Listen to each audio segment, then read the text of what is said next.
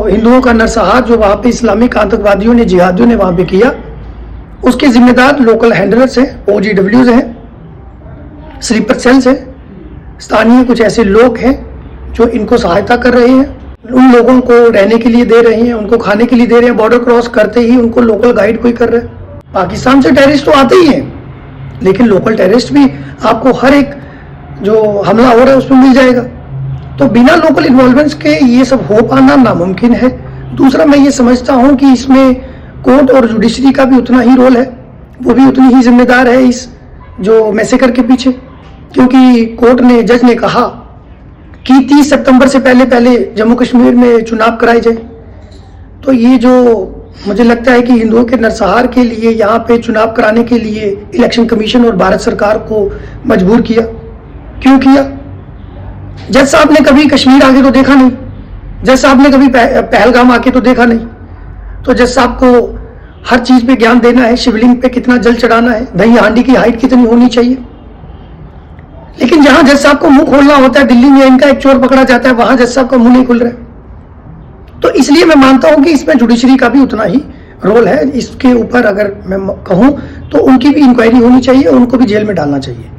मुझे ऐसा लगता है कि 16 अक्टूबर 2024 के बाद से, इस्लामिक सरकार जम्मू कश्मीर में बनने के बाद से, गो तस्करी की घटनाएं, नार्को टेररिज्म और तमाम सारी जो एक्टिविटीज हैं, जो चाहे टेररिज्म की एक्टिविटीज हैं, चाहे बॉर्डर से इन्फिल्ट्रेशन हो रही है, तो मुझे ऐसा लगता है ये ट्रेंड बड़ा है।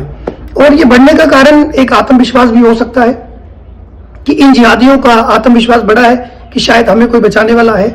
तो उसी कारण से आप खुद ध्यान दीजिए कि कच्छ बॉर्डर से लेके कश्मीर के बॉर्डर तक, बॉर्डर के पास किस तरह से इलीगल सेटलमेंट हुई है, और एक ही मजहब के लोग बॉर्डर के पास सेटल होते हैं और सिर्फ उनको बॉर्डर क्रॉस करने की देरी है। जैसे ही वो बॉर्डर क्रॉस करते हैं, क्रॉस करने के बाद सारी उनको लॉजिस्टिक सपोर्ट, उनके रहने का, खाने का, पीने का, लोकल गाइड और सारी रेकी करके उनको सारे इनपुट दिए जाते हैं।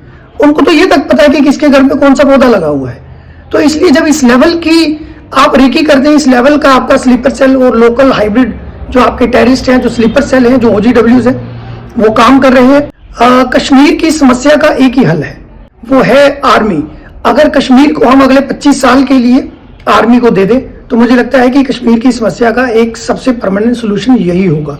क्योंकि जब तक कश्मीर के घर घर में, चप्पे चप्पे पर कश्मीर में सफाई अभियान नहीं चलेगा, तब तक मुझे लगता है कि ये घटनाएं रुकने वाली नहीं है। हम कहते हैं कि 2 आतंकवादी मार दिए, 4 मार दिए, आज ये स्ट्राइक कर ली, तो ये एक स्थायी इसका सोल्यूशन नहीं है, परमानेंट सोल्यूशन नहीं है। आपको सर दर्द हुई, आपने दवाई खा ली। मुझे ऐसा लगता है कि अगर हमें परमानेंट सोल्यूशन चाहिए तो अगले 25 साल के लिए कम से कम कश्मीर और बंगाल को हमें आर्मी के हवाले कर देना चाहिए।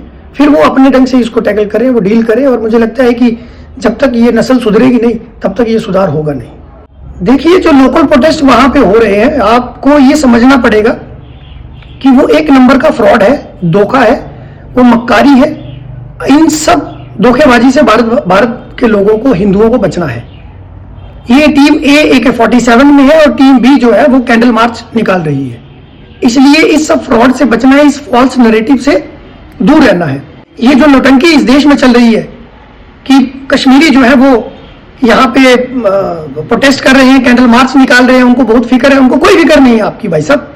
उनको आपकी बस यही फिक्र है कि हिंदुओं के मरने के बाद जो यहाँ पे टूरिज्म थोड़े दिन नहीं आएगा, वो उसके लिए रोना रो रहे हैं, उसके लिए छाती पीट रहे हैं कि उनके व्यापार, उनके धंधे के ऊपर फर्क पड़ेगा। आप मर गए हो इसलिए वो नहीं रो रहे हैं, उनका धंधा चौपट हो रहा है इसलिए वो रो रहे हैं। देखिए, मैं नहीं मानता कि सिक्योरिटी की कोई चूक है, क्योंकि सिक्योरिटी क्या करेगी जब आपका सारा लोकल इन्वॉल्वमेंट होगी, जब आतंकवादी को छुपाने की, खाने की, पीने की जगहें मिल जाएंगी, जो वहां पे सिक्योरिटी सिस्टम होगा, जो भारत सरकार का सिक्योरिटी सिस्टम है, तो मैं नहीं मानता कि उसमें कोई चूक हुई है।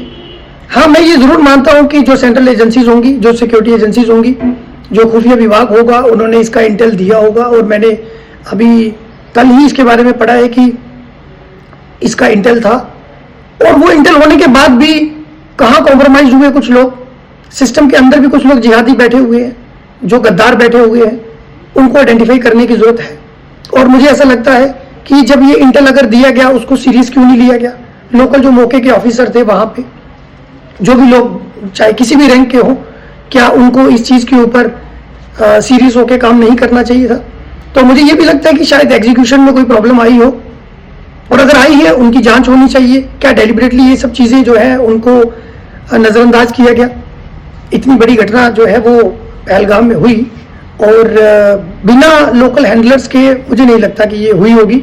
और इंटेल होने के बाद भी अगर बीच में कुछ कॉम्प्रोमाइज लोग, जिहादी सिस्टम अगर कोई बीच में था, तो मुझे ऐसा लगता है कि उसको आइडेंटिफाई करना चाहिए, टर्मिनेट करना चाहिए और ऐसा कदम उठाना चाहिए कि अगले 50 साल के लिए कोई ऐसा करने के बारे में भी ना सोचे।